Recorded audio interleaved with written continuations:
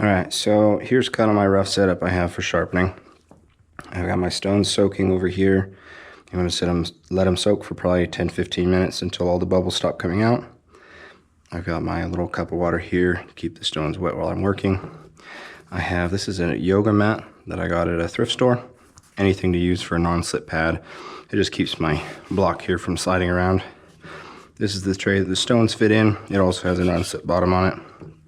I use this block because it raises it up, so especially when I'm working with a sword close to the tuba, it just gives my hand clearance so I'm not fighting the table. Obviously, towel or rag to wipe my hands and the blade dry. So I'm going to be putting just a quick fine hone on both of these new blades I got. They did come sharp from Ryan Sword. Definitely nothing to argue about as far as their sharpness quality, but I'm just gonna refine them just a little bit. So since they already have a good edge to them, I'm gonna be starting with the 1000 grit. I really only use the 400 if I'm trying to put an edge on something, or if it has any nicks or burrs that I'm trying to get out. That 400 is good for that. It'll remove quite a bit of steel compared to the others. We're going to start with the Tanto, so we're working with the shorter blade. I'll try not to have too many coughing fits while I'm doing this. If you're not familiar with freehand sharpening stones or whetstones, definitely start with a shorter blade as opposed to a longer blade. It's a lot easier to work with. As well as I would recommend starting with a blade that you don't care too much about, because my first time learning to use whetstones, I definitely put a lot of scratches on the blade of the Tanto I used. So without any further ado, getting started. The tip is a little bit tricky because you got to deal with the rolling geometry.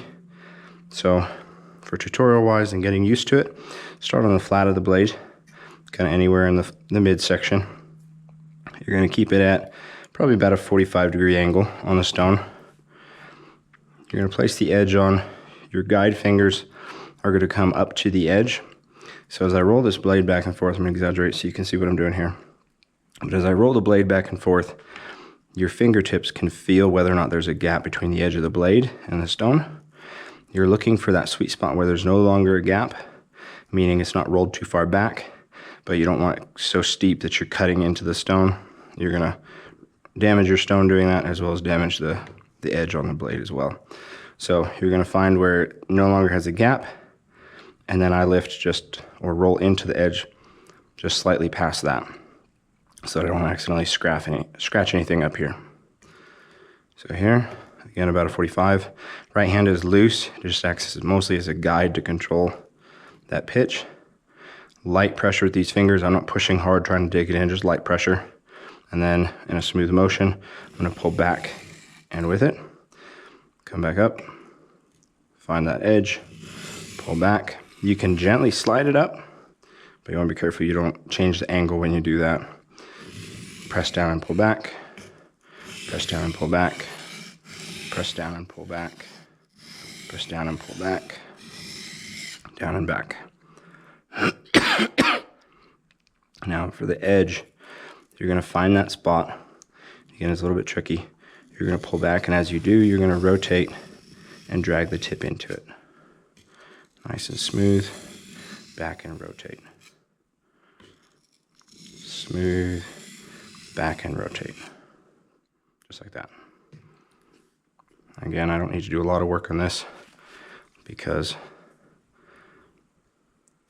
they came sharp. I don't know if it necessarily matters which edge of the blade you start at. I start at the tip and work my way down towards the tuba. Now when you're doing this, each time you do a few passes on one side of the blade, you're going to be adding a little bit of a burr. So now I've done both sides. Now I ended on this side, so if I feel very gently, sometimes you'll feel a burr where the metal starts to curl and cup over because of the way you were dragging it. So because I'm dragging it here, yep, I can feel that little bit of a burr curling over. So to get rid of that, we're going to do one pass, super gentle. And for this, I do tend to start at the bottom and go towards the top, just because it's easier. This is very, very, very gentle. I'm applying almost no pressure at all when I do this. And it's just to get rid of that burr. So now that I've done that, I'll wipe it. I'll feel and make sure I didn't push too hard, causing the burr to roll to the other side. We now have no burr. Yeah, she's already almost razor sharp. But we're going to still hone it with the other ones.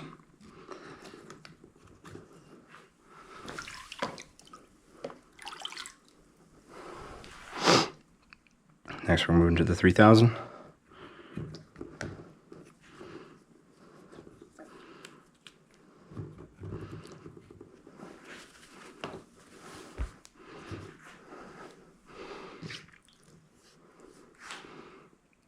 Start on my tip, find that edge, pull back and roll.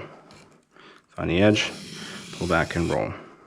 Find the edge, remember not too steep and not too flat. Find the edge, pull back and roll.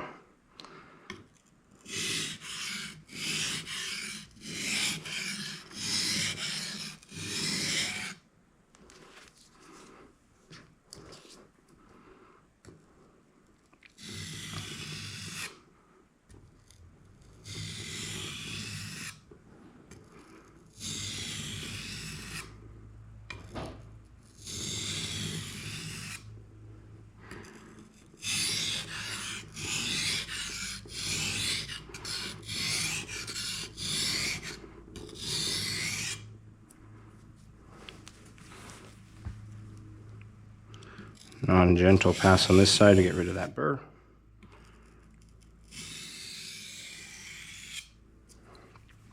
That should be all she needs.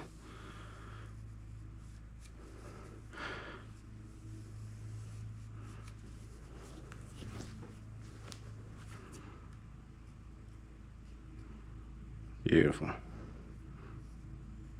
Tiny bit of a burr on this side towards the tip. So we're just going to very gently do that. That should be more than enough.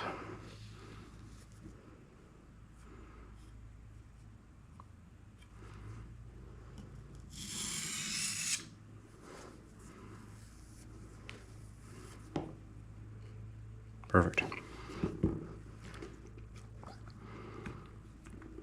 Now we're going to switch, go to the 8000 grit. This is what I finish with. If you're working something like a skinning knife or a fillet knife, then you're going to want to strop it as well. I don't actually know how to strop. I've never been able to get the hang of it. But nothing I use needs to be that razor sharp. The sharpness that I'm getting these to is more than enough for what you want on any kind of a sword blade. You don't want it to be super, super fine sharp, because that edge will chip and roll super easily if you hit something harder.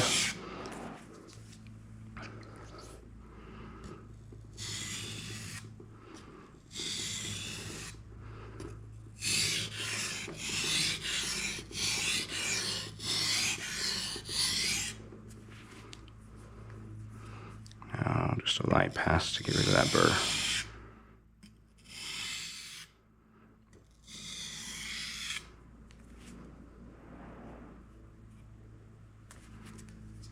Sometimes I have to go back and forth when I'm getting rid of a burr because I pushed just slightly too hard. So when I say this is light, I mean I'm barely dragging the blade across. There's absolutely no down pressure from my fingers. I'm just guiding it to make sure it stays with the correct edge alignment, or the correct angle on the edge.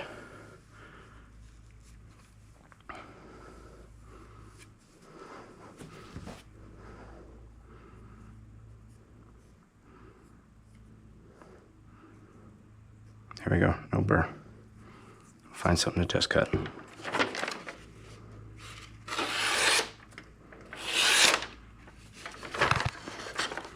When it catches like that, it usually means you have some kind of a burr in the blade. Yep. I feel a tiny roll towards the tip. Nothing I'm concerned about for what we're doing. what I'm using these guys for. But again, if you were sharpening something like a fillet knife or a skinning knife, you'd want to work on it probably with a strop to get rid of that final burr at the end.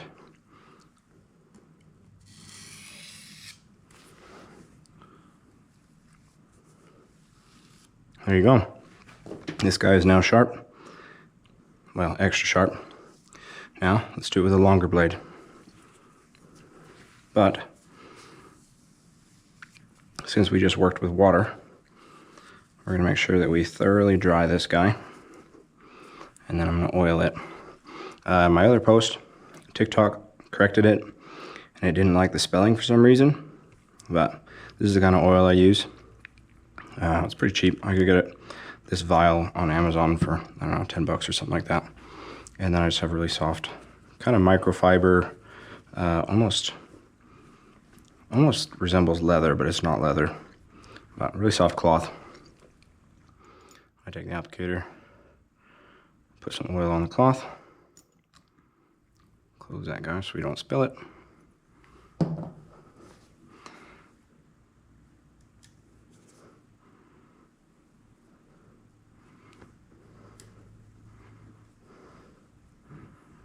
Make sure we get it down in the bohea or blood groove. There you have it.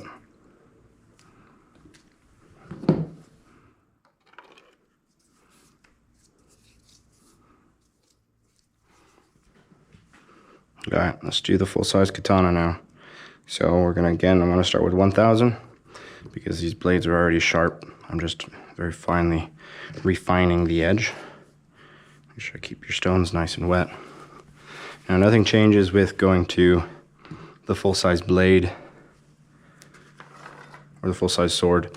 The only thing you need to keep in mind as you're working with this guy or a longer blade is this support hand is going to do all your angle controls. So as you're drawing the blade down across the stone, you need to be super conscious of the fact that you're not teetering the blade back and forth on the stone. You need to make sure you keep it at a very level angle so it's nice and smooth. Other than that, it's really not any different sharpening this guy. But again, I'm going to start at the tip. The tip is definitely the hardest part. So for doing this, stand in such a way that you can roll that blade because it moves through this whole area here in order to get that tip geometry. So I'm going to start here where it's flat. I'm going to find my angle with my fingertips, and then I'm going to gently draw back and roll it. This is the most complicated part with the longer blade, just because everything's pivoting around the tip of the blade right here. There we go. Now on to the flat. Again, my offhand is just very gently holding this and guiding it.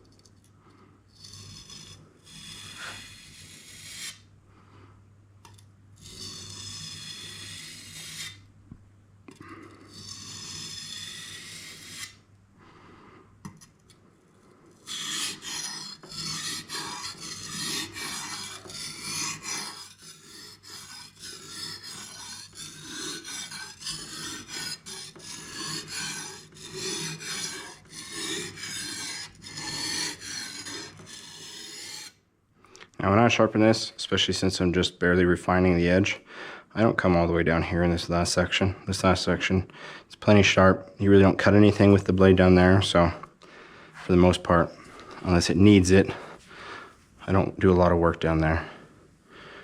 Unless you accidentally hit something down there, there's really no reason it would be dull, because realistically it doesn't get used at all. All your cutting happens out here.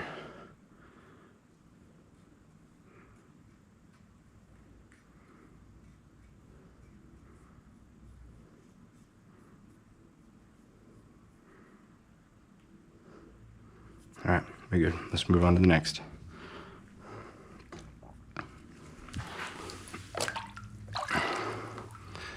Now the 3000.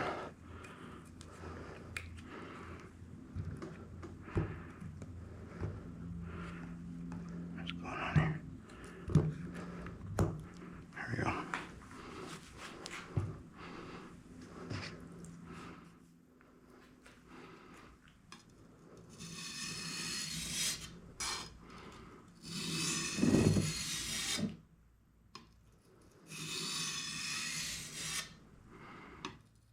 If it's any indication of how little force I'm using, this is a flimsy card table. As you just saw, I think that's the first time I've caused the table to actually move at all during this. You really don't need a lot of force at all. When you're getting the hang of this, go very slow in this part where I'm moving my fingers back and forth with the blade. Very easy to cut yourself here.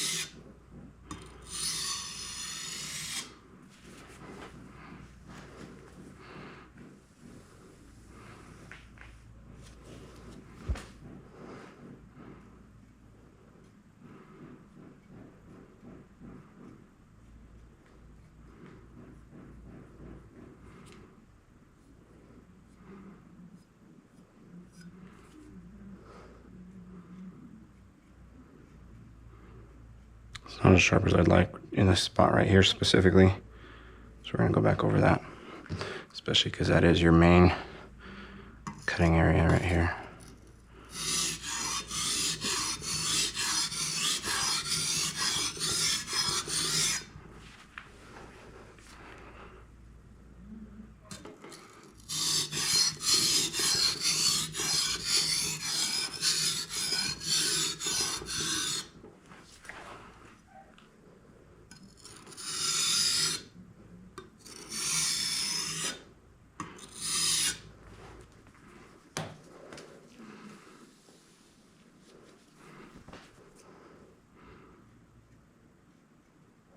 Much better.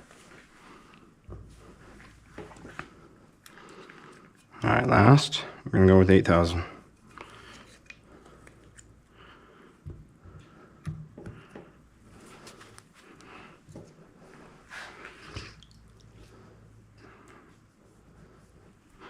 Again, starting at the tip, on the flat edge here, find my edge, nice smooth draw back and return, roll into the tip. Just following that geometry.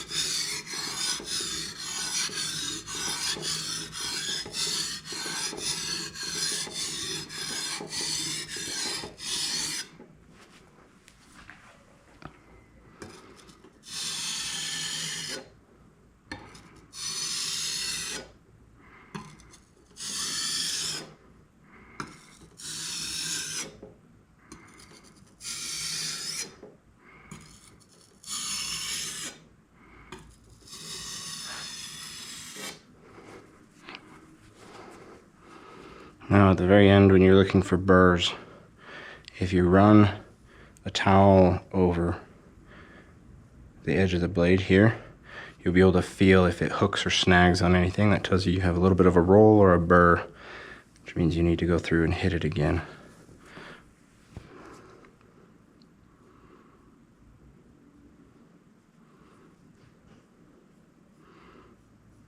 I'm not feeling anything though.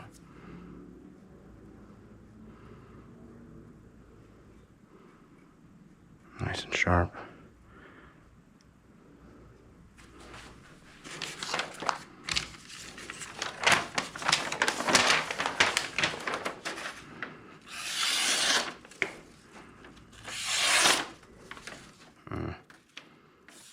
I have a little bit of a burr towards the end. Maybe not.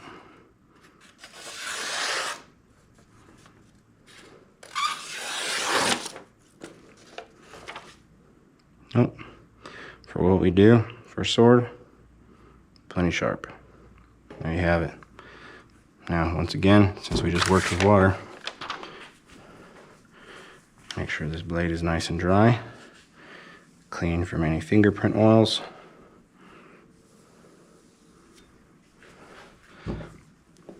We get our oil rag out.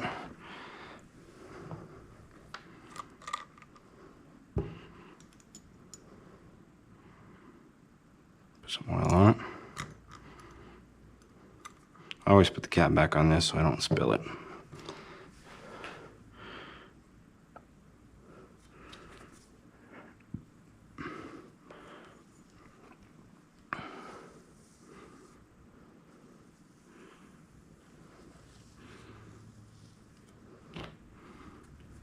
There we have it.